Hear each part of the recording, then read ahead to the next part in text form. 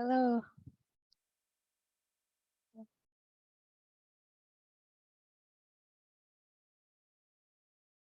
Hmm.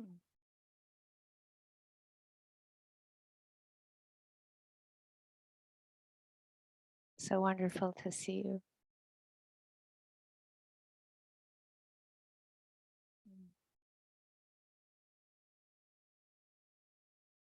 Wow. Yay. So good. This is such a mudita time for me, at least. Mudita.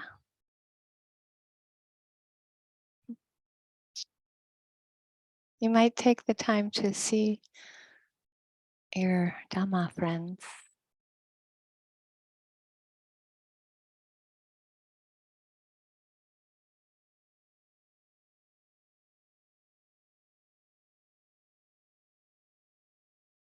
Hello.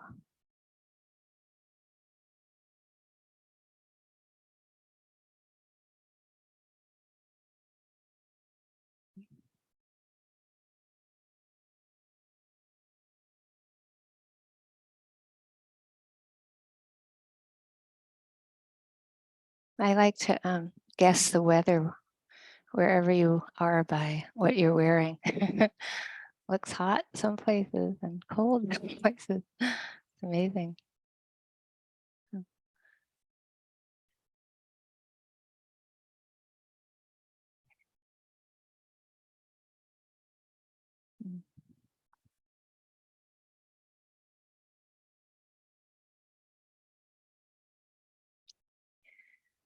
Mm. So let your attention settle within your body, the space around your body.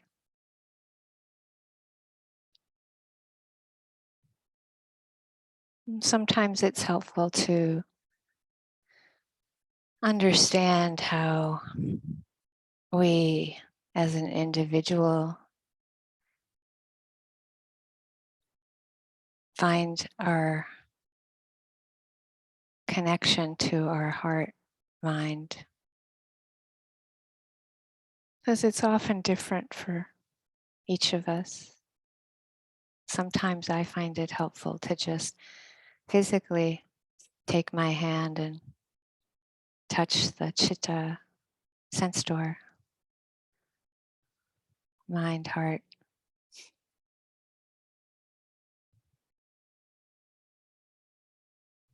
and actually receive the connection through your fingertips, palm.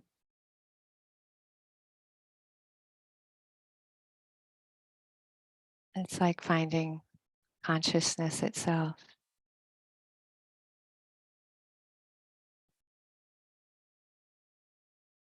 And if you do have any sense of being able to connect with kindness there,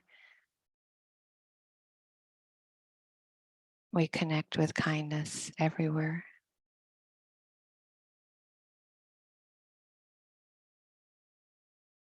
And knowing itself. You can infuse the knowing of hearing, seeing, smelling, tasting, hearing, thinking. You can infuse this area with just sometimes a very light care, kindness.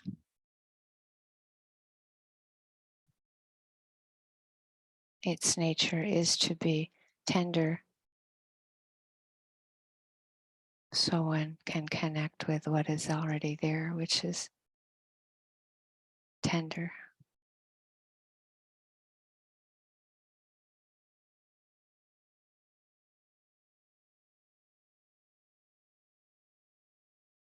And so again, that sense, can we receive the tenderness? And if the heart is closed or numb, it's totally okay. There's a way that the awareness can open up around that and be tender with that or care for that, kind.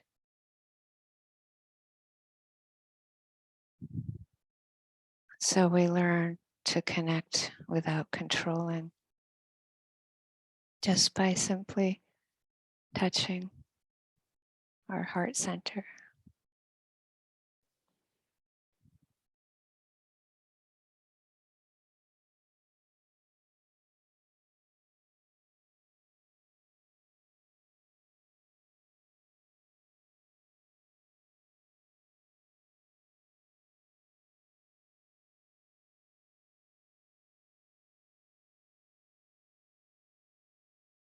And often that kind of delicacy of attention itself,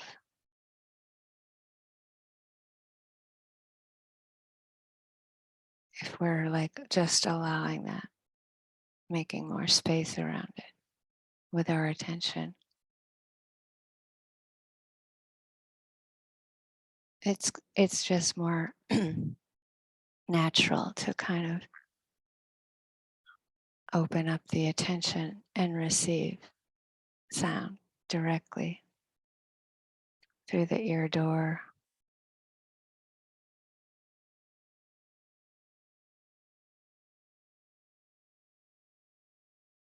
with that flavor of tenderness.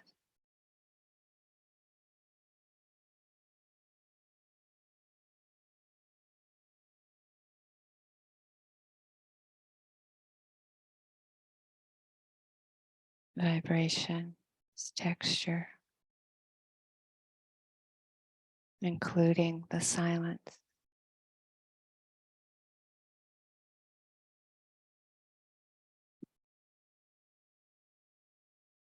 And so we shift into that, receiving things just as they are.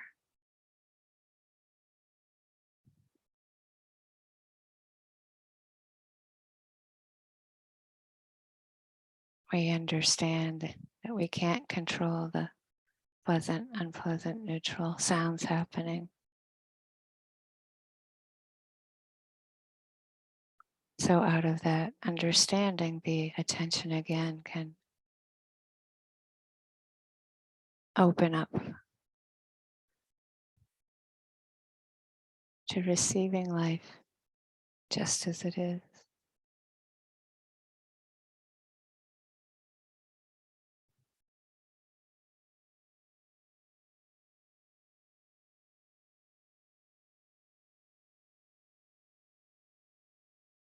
And letting that understanding of anicca, impermanence, deepen moment by moment as the sounds appear and disappear moment by moment.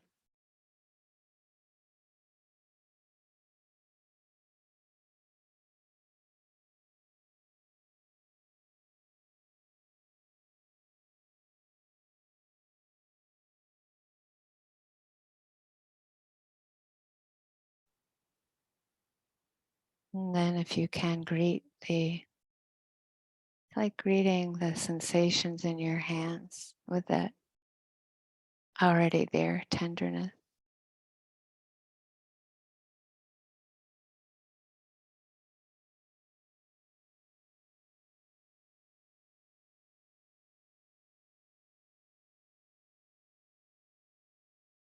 It's just dropping into it.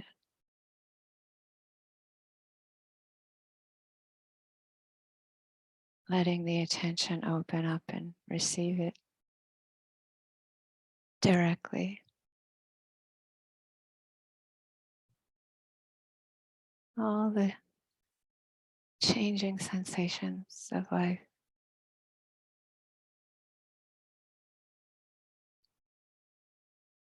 Right within the tip of our thumb or our whole hand.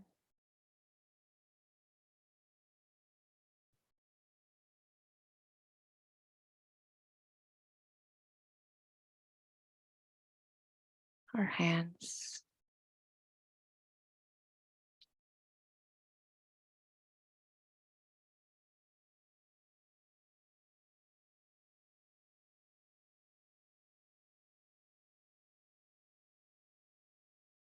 Changing every moment, never the same movement.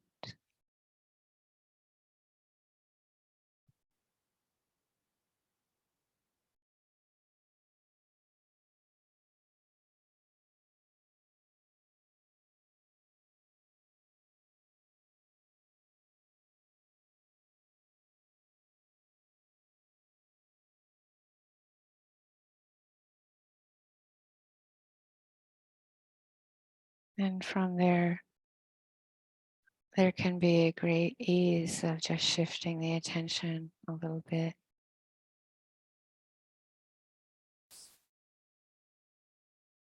Just like walking toward the edge of the seashore or lake, the edge of the water. It's coming to that edge of the movement of the breath, just without forcing the attention. Again, our fingertips or palm can go on the belly or abdomen, and just, it's like you're right next to the waves of the shore breaking.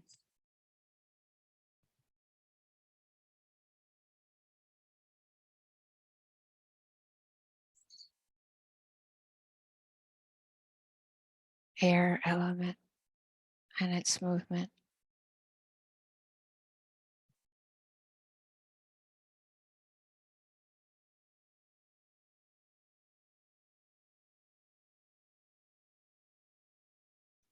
Rising, expanding.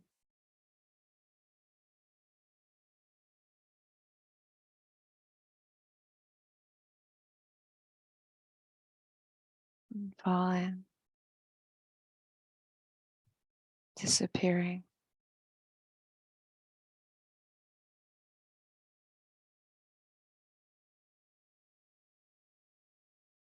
Little wavelets or huge waves, ever changing.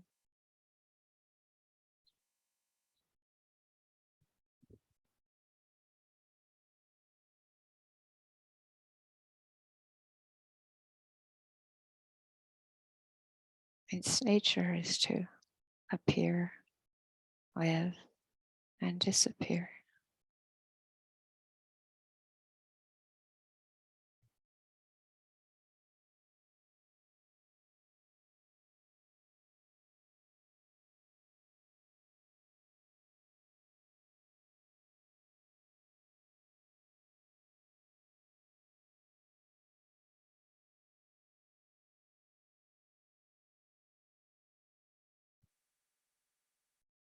And we receive that or abide in that.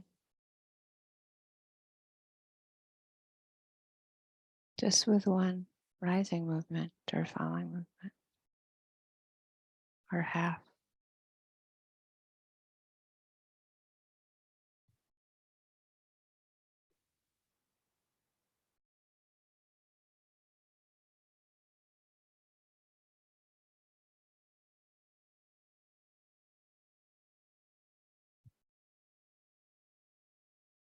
Mostly we notice thoughts after they disappear.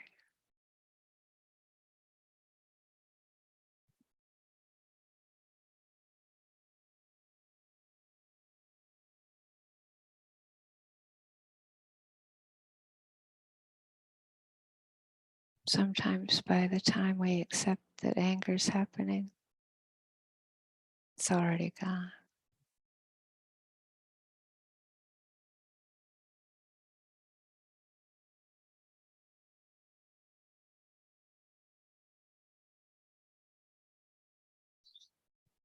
It can be like that, just with one sound.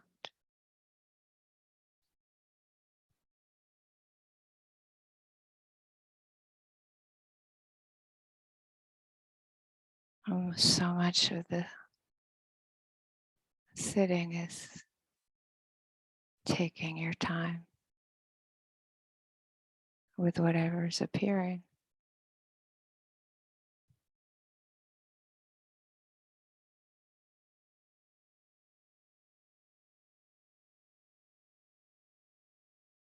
To allow the nature of how things are,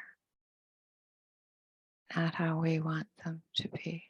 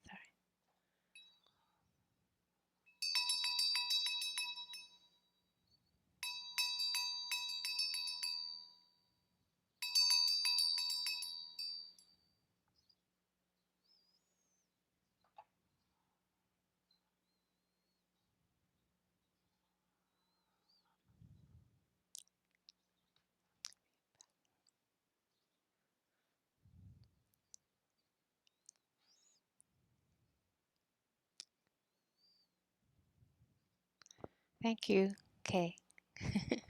Thank you for hosting us. Thank you.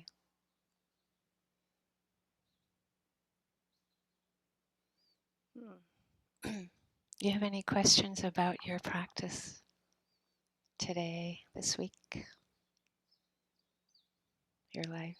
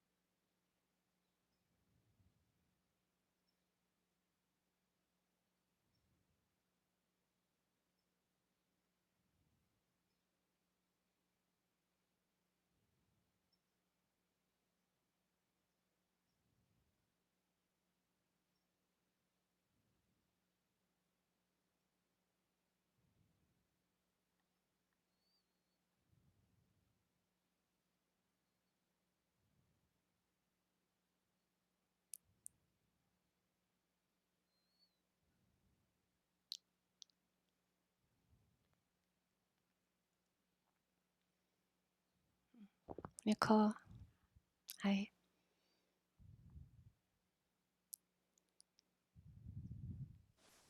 Hi. Someone had asked a question first. I don't think I would have had the courage to ask a question. But, I guess the questions last week have really stayed with me all week.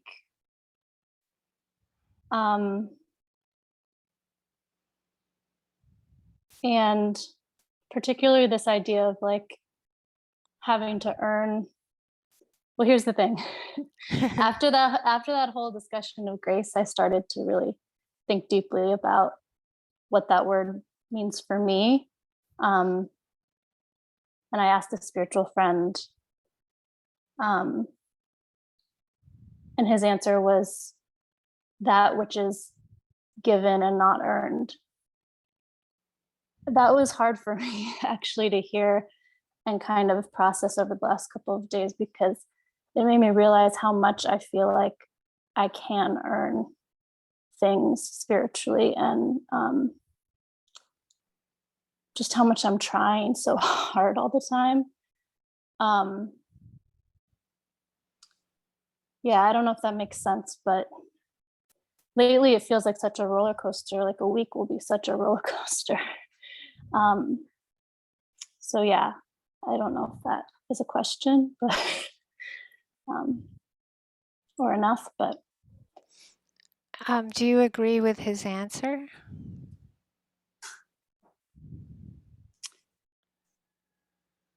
I think so, but yeah, I think so. But I think it's just so hard to think about. I guess this all has to do with the right effort, right? Too. Totally. Yeah. And I think I just really struggle with that. Like, I think there's a part of my conditioning that thinks a lot about what is the right thing to do, rather than, and I can hurt myself in that process. Really, it's a rigidity versus flexibility thing too, I think. And I'm struggling lately with how to be flexible. I think that's my question. When I don't have as much space and time for practice as I did before. And I feel like I still have more than I used to, which is, sometimes I wonder how I used to live like that. A lot of us feel that way post pandemic, I'm sure. But anyway, yeah. No, I think it's great. I like that you're trying to understand your own meaning of grace, because it's very important to see that word is very loaded and needs to be an individual exploration. That's why I asked if you agreed with your friend, because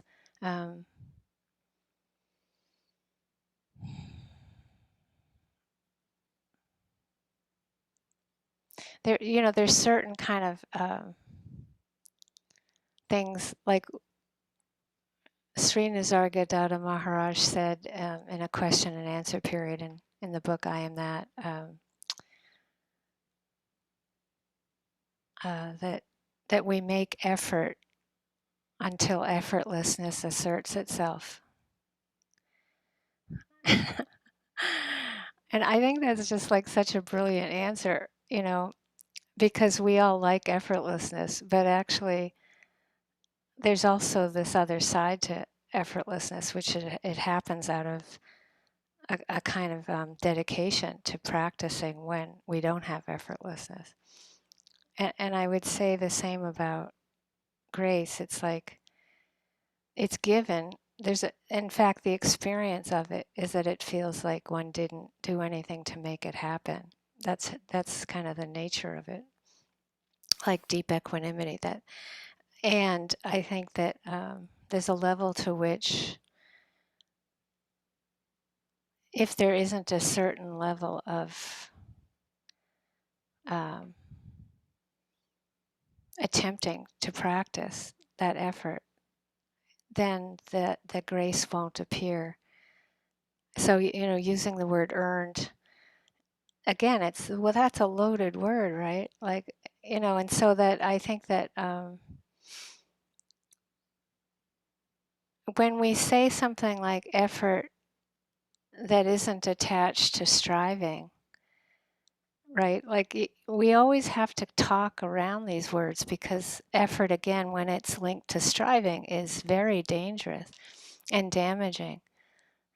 And so whenever I talk, I always talk a lot, because I'm always trying to put in all the, ways in which you have to understand what might be meant by right effort. But I also have to say that I would never have understood what right effort is without striving a lot. So I feel like the more you understand with this practice, the more you feel like you can't say anything without actually explaining a lot, because it's too rigid, right? It's too rigid to say right effort without a lot of explanation about how, for example, I know you've heard me say this, but just like I felt like I got the Academy Award for striving. I mean, I don't know if I've ever met anybody who strove and really hurt myself, but also I don't regret any of it. Nobody knocked on my door and said, Michelle, like, make all that effort. Like, it was like totally internal, like it. In fact, especially in our culture, it wasn't like anybody was forcing me to do the crazy stuff I was doing. But I was so, the level of wanting to be free was so deep, or still is, that there's a level where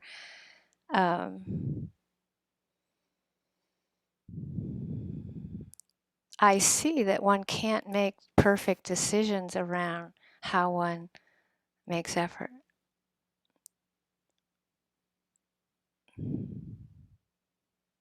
I mean that's an understatement, because I think that a lot of us have the training to base our decision about how our right effort worked is to be attached to the result of the effort of the right effort, right? So that's where this practice is such a I love it, because it's foolproof in a way. It's like if we're attached to the result of our effort and we're striving, usually we're going to get feedback that we're trying to make something the way it isn't, the way we want it, right? And how can you ever learn that if you don't keep doing it, right? Like the only way you can learn, you're attached to the result of your effort, which will have an aspect of feeling like you're earning it. So I would ask you, like, that's why I'm having fun, because this is the point where I'm going to ask you, like, Would you say that that's what it feels like to try to earn it instead of it feel given? My battery's low. I'm just letting you know that in case I Oh, in disappear. case you disappear? Yikes. Yeah, I will plug in. Oh, actually, yeah. Um, but yeah, this is all helping a lot. I think I'd kind of forgotten it because that I'm realizing that I'm wanting to control more the less space I have, and that's painful too. Um, whew. It's just that same day that I asked the friend, I had a and I remember hold on one second. Sorry. Can you hear me? Yeah, it's totally all right. Yeah. Yeah? Okay. Yep, it's good. Sorry. Um I fell off the bike and I didn't get that hurt.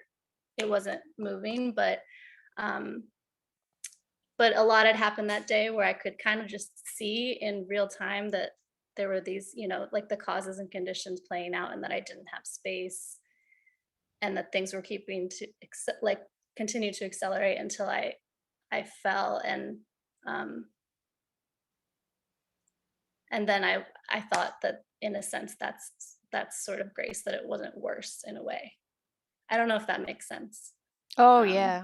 Right now, the way my life has been, I've been so busy. Like, I've been doing a lot of caring for Steve, like trying to care for him from Hawaii to Thailand, and it's just been very rough. He's been having a hard time, and so I get to the point is that like when I'm hurting myself, like then I'm like, whoa, you know, because that's the feedback system, right?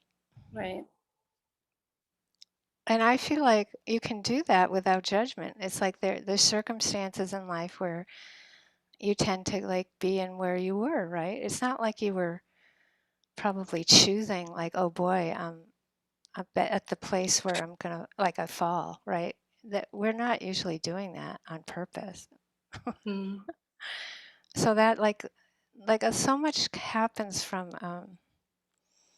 when we see that usually, we're trying to control because we're very busy and involved and we're not remembering that the effort again that's what we forget that all that effort has become willpower and right. not right the willpower is involved and like it gets more and more controlling and then when it doesn't happen the way we want it hurts so much because you see that's it's good that I'm kind of in this place where I keep going through this again and again with so many different things because it's just like that place where you like have worked so hard to make something happen and I think in 2023 that's getting less and less likely like right like Mm, it's really not that likely so when you add it all up yeah.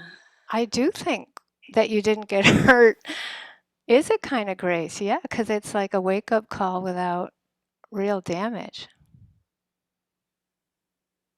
Did you break anything? No, it Ah, was no. right. No. No, it really wasn't. Yeah, it was a I fell and I wasn't moving, but it was a heavy bike, so it fell on top of me, and it was just a moment of, um I guess I'm wondering as you talk, like, what about the message though that if I had,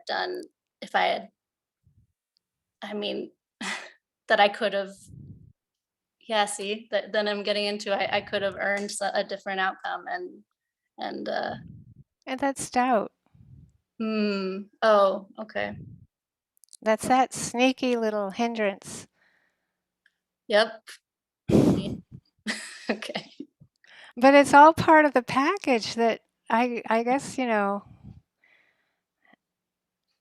mm, there are so many things I'm wishing that I could prevent being more damaging for Steve right now. And so that's why I feel like I know it really well because it's like if I did this, mm, then this, or if I had known this, then this. And it's like, it's very clear to me that it's all part of that same thing where I just work hard to make something happen the way it would be the best outcome. And it doesn't always happen that way, right? But it doesn't mean that the effort wasn't a good idea. Okay. So that's the key, is just like to kind of step back and to see it's more the attachment to the result than the actual goodness of the intention. Okay. And that's why, like, for all of us, especially when you're in meetings where there's like conflict and you're trying to resolve conflict, for everyone to be able to step back and see that most everyone has been making effort, and that effort, whether it's polarized or not, is actually, there's a goodness to the effort. But it's like the way that we're wanting to control with the effort is where the all the anger comes, and that's and it's to be careful again. It's not like I think it's fine that I've been wanting a certain outcome, right? So there's a goodness in that too. So it's the attachment to the wanting of the outcome, right? So wherever we find ourselves, one has to be able to actually bring the mindfulness in and go, of course I want this outcome.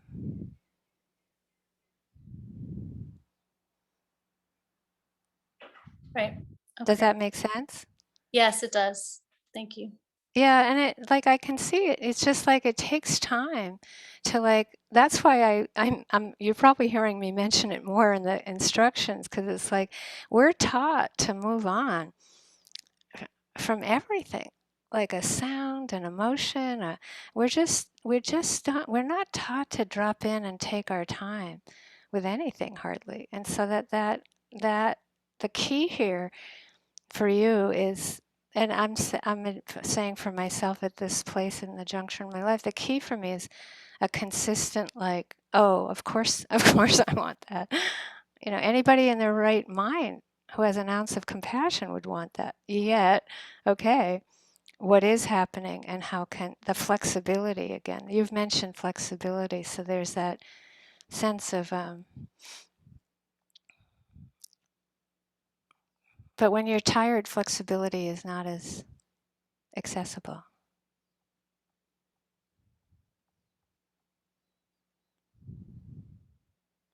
You need a cartoon where you see a cartoon figure angry and right?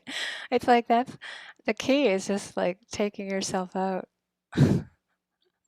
I don't know if you guys know Star Trek, but there's a new Star Trek, and so there's a new Spock, and if you don't know any of this, it's fine, but it's like Spock is not human. He's a Vulcan who's not, has no, I used to think it was no emotions, but now in this new Star Trek, it's like Vulcans have many more intense emotions than humans, but they've learned to suppress it, like totally suppress them.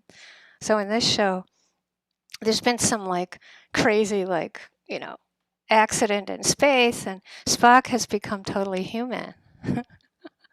It's awesome. It's really good, because like you watch him like not be able to repress his emotions. And so there's a scene where he's like trying to, it's a very critical place. It's critical, it's crazy that he's repressing his emotion. And they've made him fake ears to make him look like he's still a Vulcan. And so he's trying to repress his anger is coming up, and he excuses himself, which is totally not okay, because it's like the situation, it's not okay that he did it. And then he goes into the bathroom and he just starts screaming and punching things. And it's like, it's so cool, because I just felt like it was such an understanding of being human and how we're taught like to not deal with anger, and how to deal with it. And it was just, yeah. So I'm only saying this again because when the pressure builds up and you're tired and it's like too much responsibility and too much not going your way, yeah, you're lucky that a heavy bike fell on you and it wasn't worse. Yeah. Yeah, it's true. Yeah. Thank you very much. Thank you very much. I'm glad you didn't get more hurt, Nicole. Yeah.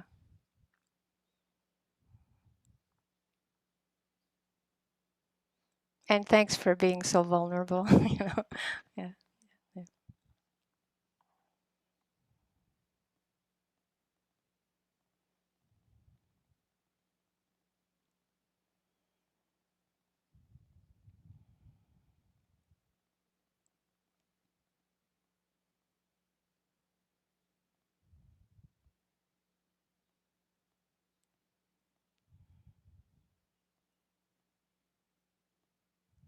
Matt.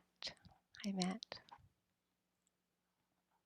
Hmm, goodbye, Matt.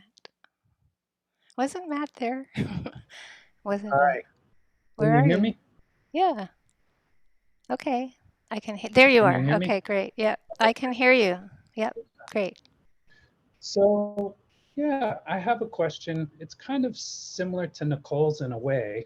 I think at its heart, it is about right effort. Um, so I guess I'll just kind of talk my way into it, see if I can formulate the question. So I work at a school for at-risk youth, and I remember a couple years ago we had this guy come in. He was a really wonderful speaker. He was a PhD in something, but You're he was breaking an up expert at you working with broke up traumatized kids. And so he Matt, shared with us, you broke up a little bit, so I missed the part that he was a PhD and speaker of something. oh, okay, I'll try to get closer to the computer. Is this better? That's much better. Yeah. See, I'm leaning in and it doesn't Okay. help. I always find myself leaning in and it's like, yeah, Michelle, that's really going to help you hear better. Great. Yeah. So he's an expert on traumatized youth. And so he was sharing with us how kids handle trauma and two classic strategies. One is kids go into hypervigilant mode to survive. They scan, they monitor their environment. Or the second is they just check out. They don't care. And so it was helpful for working with the students. And then as time went by, I began to think about, how might this apply to me? And thinking about my own survival strategies for surviving, the crazy aspects of my childhood. And I saw that I definitely tended towards the hypervigilant. That was my MO. See the threat before it comes in, monitor, assess, deal with it before it even happens, prevent it by all means possible. And as time went by, I get to see that that had a cost. It had a very high energetic cost. It takes a lot of energy out of me to always be in that scanning mode, preparing mode. And so it's kind of like that thing, there's I forget the exact words, but there's these qualities we try to achieve in our practice. And then there's the near enemy. So it's like there was a quality to the hypervigilance that was very good for my practice because it naturally made me able to be aware. Awareness was basically, I just saw that I was putting way too much energy into it. So then, how could I put less energy into this so that I don't need to spend all this energy, being so the kid from fourth grade with his friend is no longer there.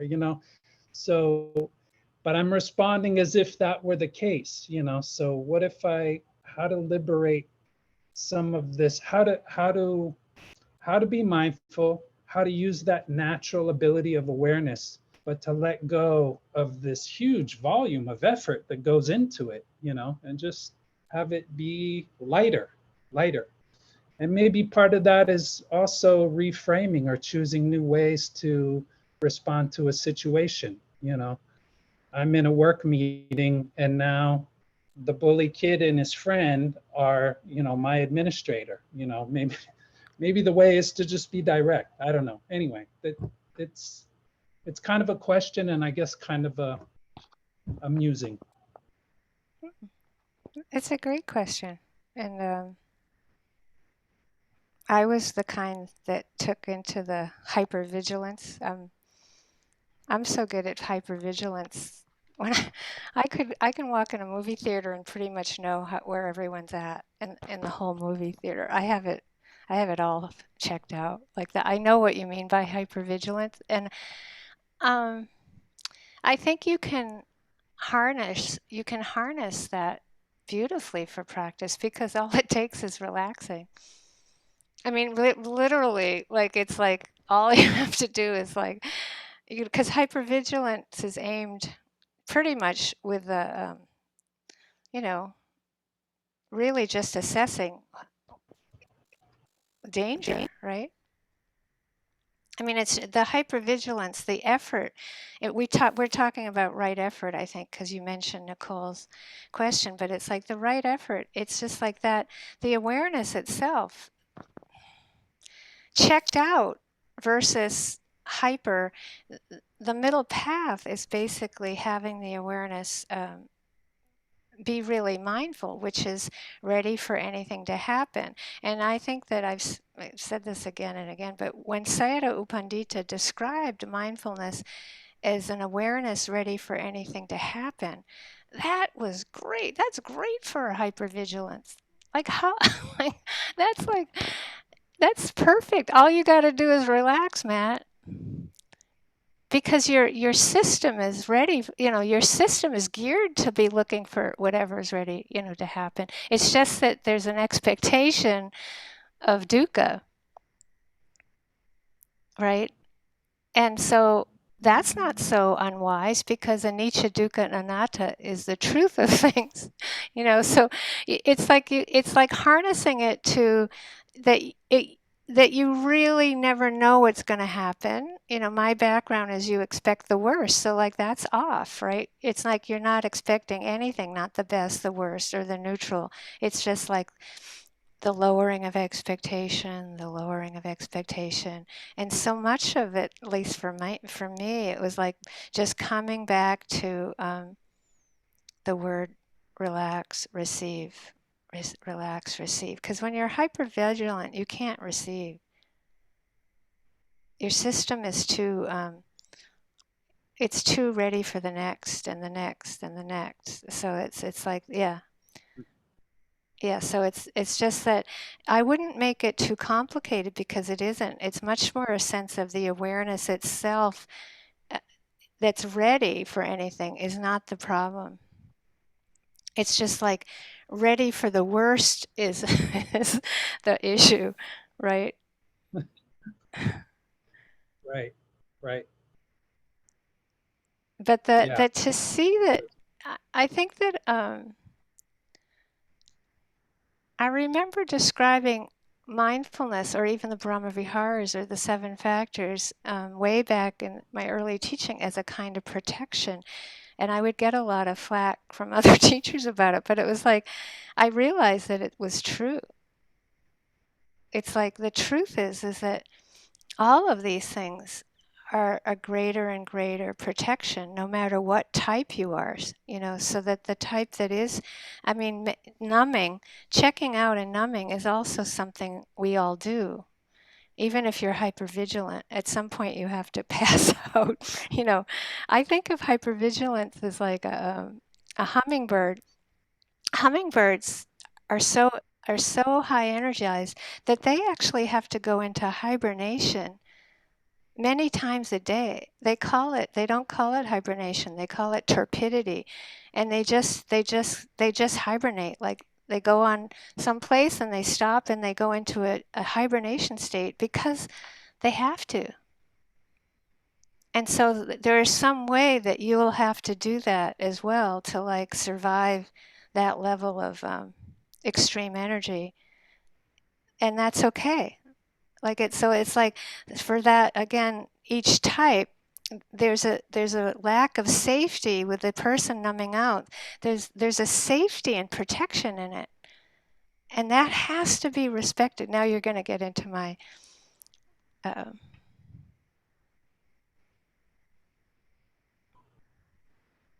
wish for everyone to understand that the heart closing is an attempt to protect, and the heart, hypervigilant, is an attempt to protect. And if one is trying to like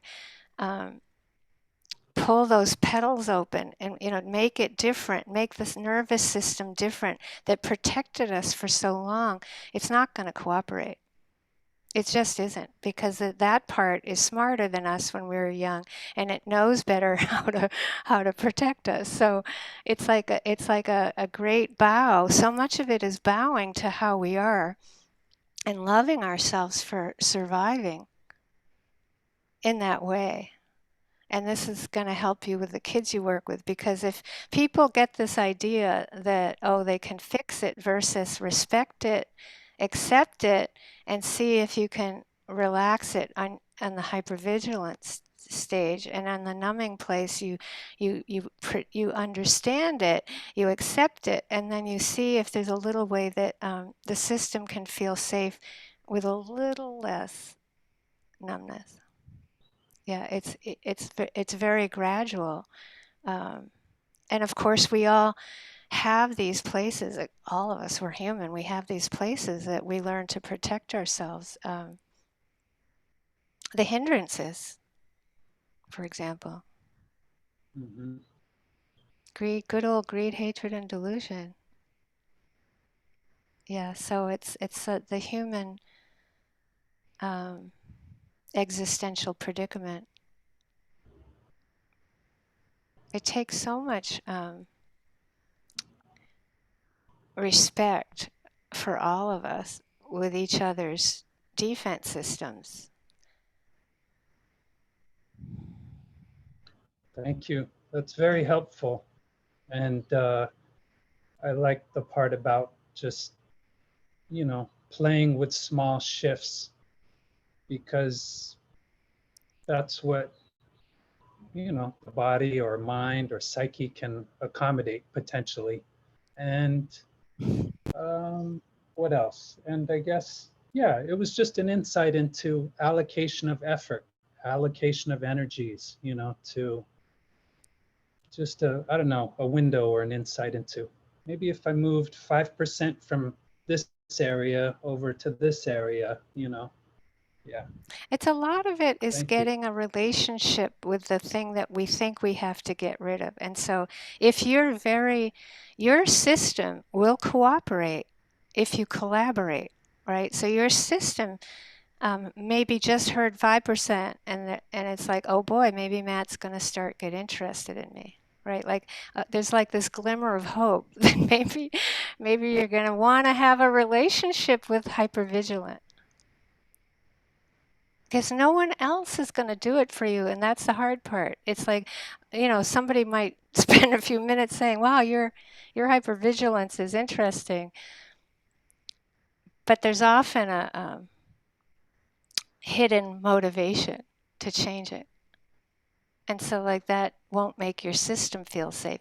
Not this stuff, other stuff, but not your defense system. Talk about tender and delicate. So it's like, it's karmic. It's been around a long time. So that sense of like when your system knows you're genuinely interested in hypervigilance, it'll relax because you finally want to have a relationship with it. This is tragic stuff for all of us. And that is the beginning of trust. Right there is how we learn how to trust ourselves. Otherwise, it's all manipulation, and the system on this level isn't going to trust you. It'll just get more hypervigilant. It will. I know this stuff like the back of my hand. It's like, okay, Michelle, you want to fix this? Forget it. Yeah, it's not, because it's not safe. Would you feel safe if the part of you came in that said, okay, we're going to fix you and get rid of you, and that part is going, no, like I've been protecting you your whole life. You don't even know what you're doing. You're not even interested. Right. Got it. Yeah, so that's like that part of us is at risk. is at risk of being bulldozed. And if that's what's been protecting you, like people who have a closed heart and somebody's coming up and they're like, open your heart, just open your heart. Let's be open. And that person is just going, there's no way I feel safe with this. I'm going to just, okay, see you later. And they might not move and they might smile, but this thing has just gone into super closed. We all know this. But we don't listen to it, not for ourselves. Yeah. So I'm glad you asked it because it's so important. That Nisargadatta again. Nisargadatta. He called mindfulness the intention to understand rather than to judge. That's safe. That's what he called mindfulness.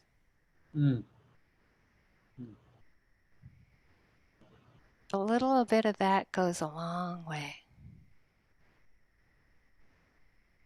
Then your nervous system will relax because there's an intention to understand. Not easy. I think there might be one question. Just a second, Dave. Oh. Oh, yeah, it's okay. Somebody wrote in that it's National Ice Cream Day. So I didn't know that. It's very good. A savor. So Dave. Hi, Michelle.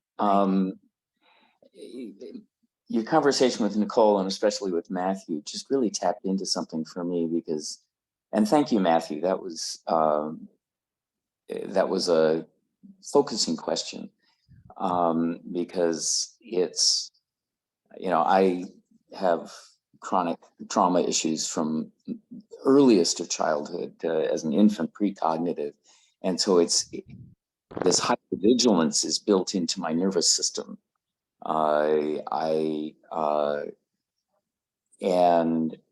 It's a combination of the deepest fear of oblivion to hypervigilance about where the next attack is going to come from.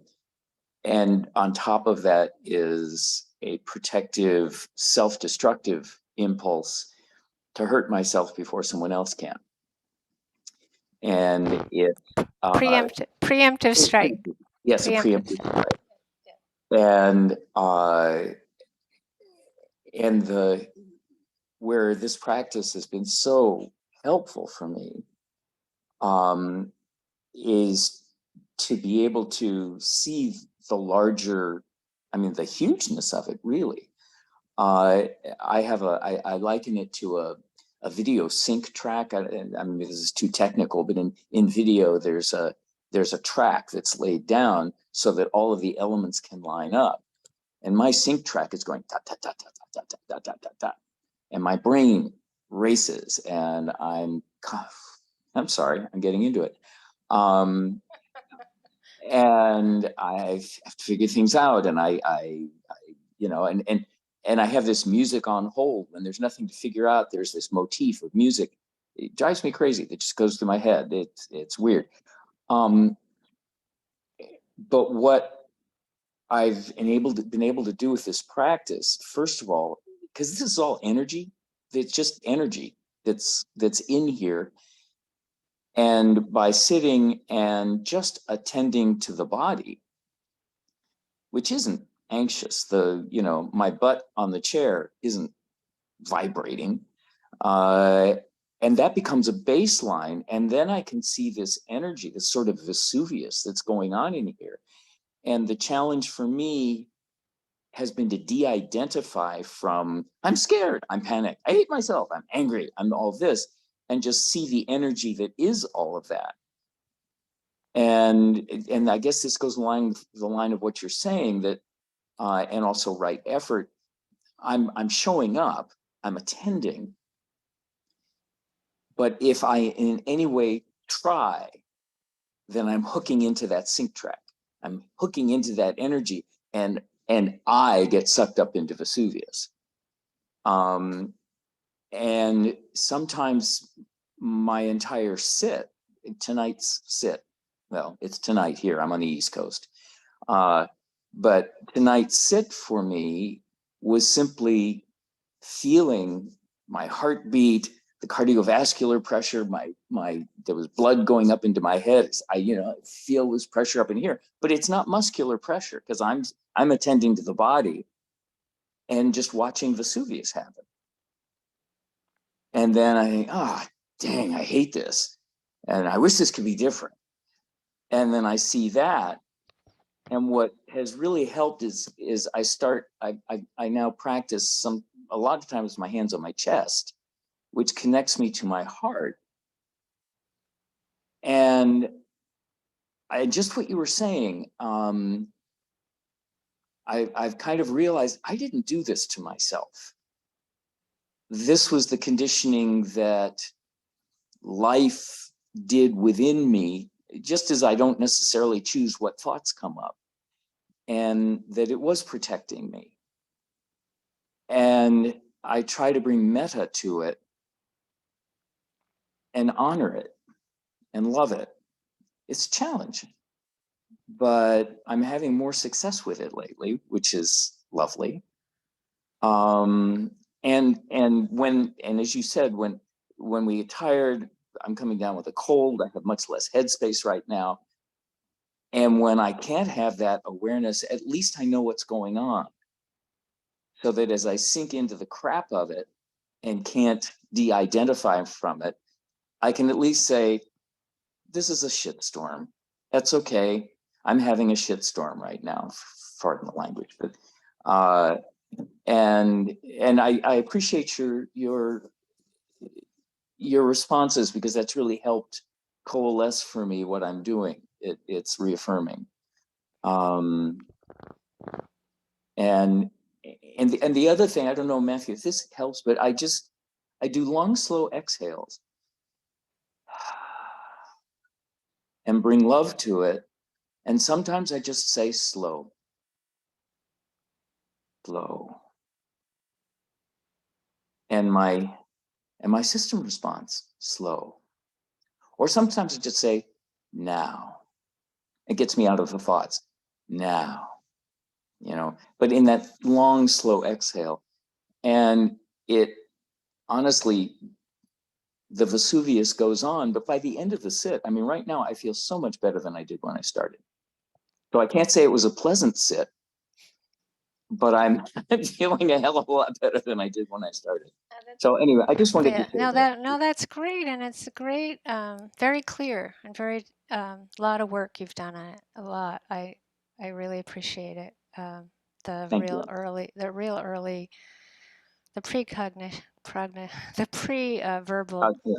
pre-verbal trauma is it's deep. Yeah. It's deep in there. Yeah. And so I might just offer a few things, which is that it's what you're describing in terms of practice is a purification of the motivation. Yeah. And that's what it's all about. And that's why, even if it's painful or unpleasant, it feels good, because you're shifting your relationship to it, and that not being imprisoned in the trauma response, but also one of the ways you do it is getting interested in the response, right? And then if you can't, to be able to pull out and breathe, to have options. You're describing a lot of different ways you can get liberated with it. So it's wonderful. And I think I did have a few things to say, but it was around the purification of motivation, and that's with Nicole and Matt and you, Dave. That what you're all describing in terms of right effort is that when we're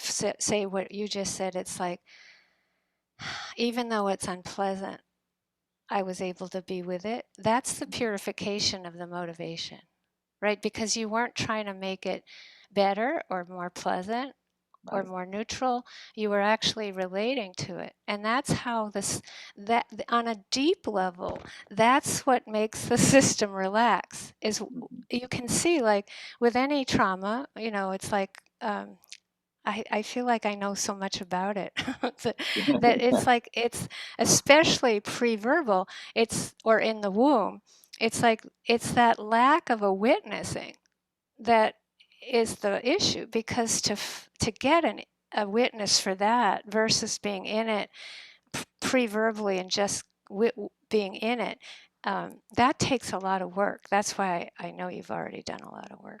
Right. It's like the sensation of it is that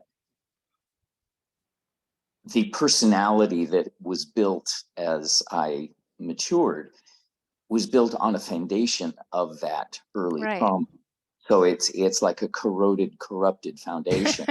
And my work has been to try to get down under the foundation. And when you say purification of motive, that was the other thing that came up with me, I think, when Nicole was talking. I'm trying to cultivate, and this probably is not anywhere in the Buddha's teachings, but I'm finding it helpful myself, which is that, call it life, call it angels, call it spirit, that there's this spirit world that did all of this to protect me. I didn't do this myself. I mean, it happened within this being and this awareness, and and that it was protective, that it, whatever, were there protecting me, and they're still there.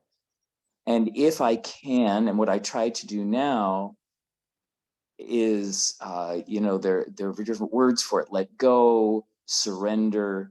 But what I try to imagine is that all of that tingling that I feel on my body are the tiny little tendrils of the fairies that are holding me up. And if I can just trust that they will still take care of me, then grace happens. And I let go.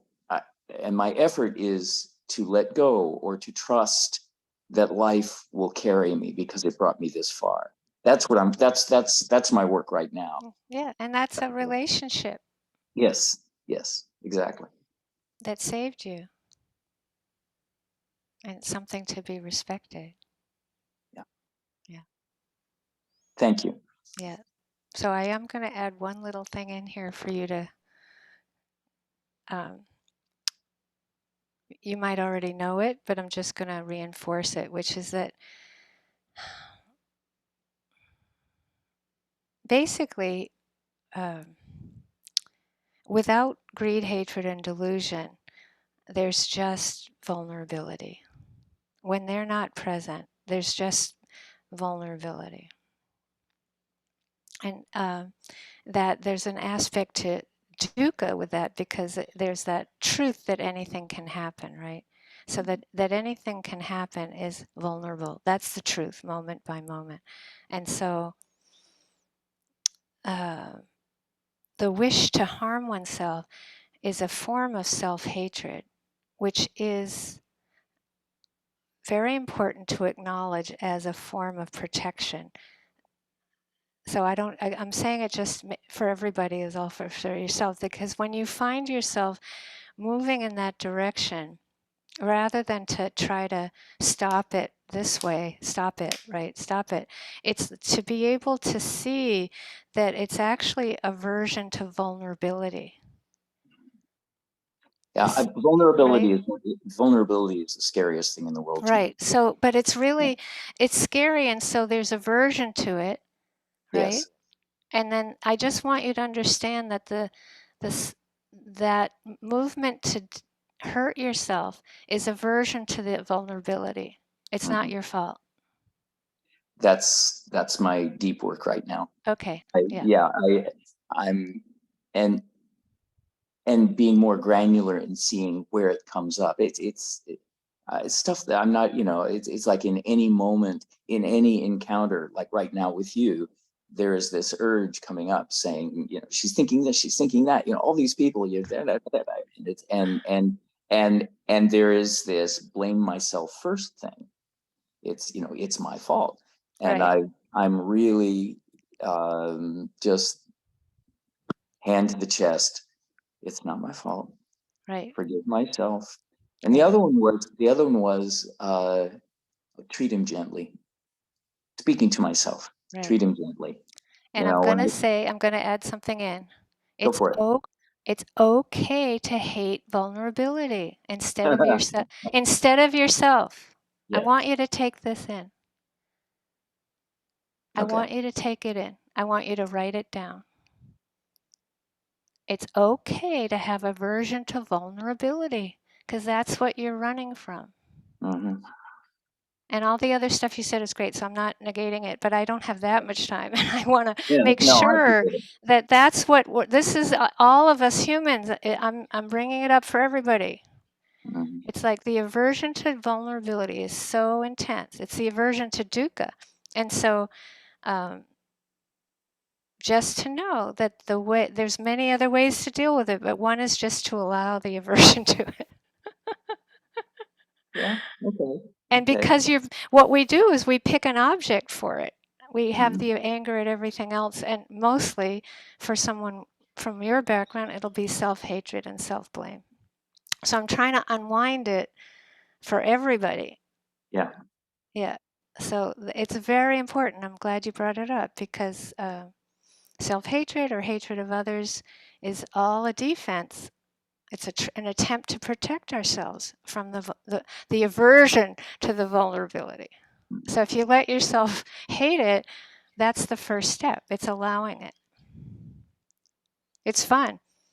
It is, and what it actually does is it opens up a new door into the anxiety itself. It allows the anxiety to blossom in a way that I can see it, whereas before it's a closed Great. thing. And It opens up. it's more powerful, especially for the early stuff, the early trauma. It's more powerful to let yourself hate the dukkha rather than hate yourself. It's an unwinding, a deep unwinding. But It not has attached to it. well. But not attached to it. No. Yeah, it does help as I sit here to just because hatred's a sensation, and to Yeah. just be with the sensation. Right. Yeah. I'm not, I'm assuming you're not going to be identified with it, but that Right. of course that's why I'm saying feel it, because we are identified with it, and that's why we hate ourselves or hate, right? That it's the identification I'm trying to unwind by letting it be, because it's present rather than hate it. It's what we run from. We run, but actually if we allow it, then we can be with the vulnerability. Mm-hmm. And when we can't, it's okay to not be with it. Yeah.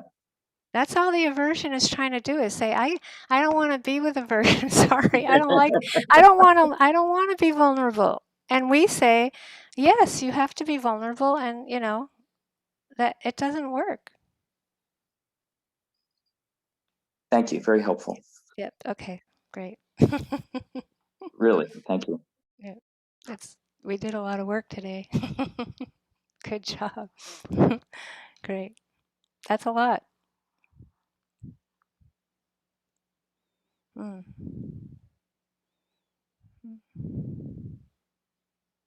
You know what I love about this is that this is summer, and I don't always associate summer with these kind of conversations. So I think what a sangha we have. It's awesome, really.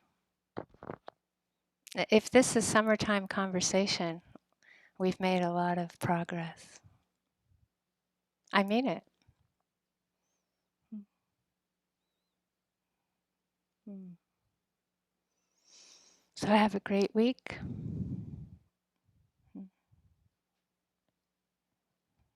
Take care of your hearts. And thank you, Kay. Thank you, Kay.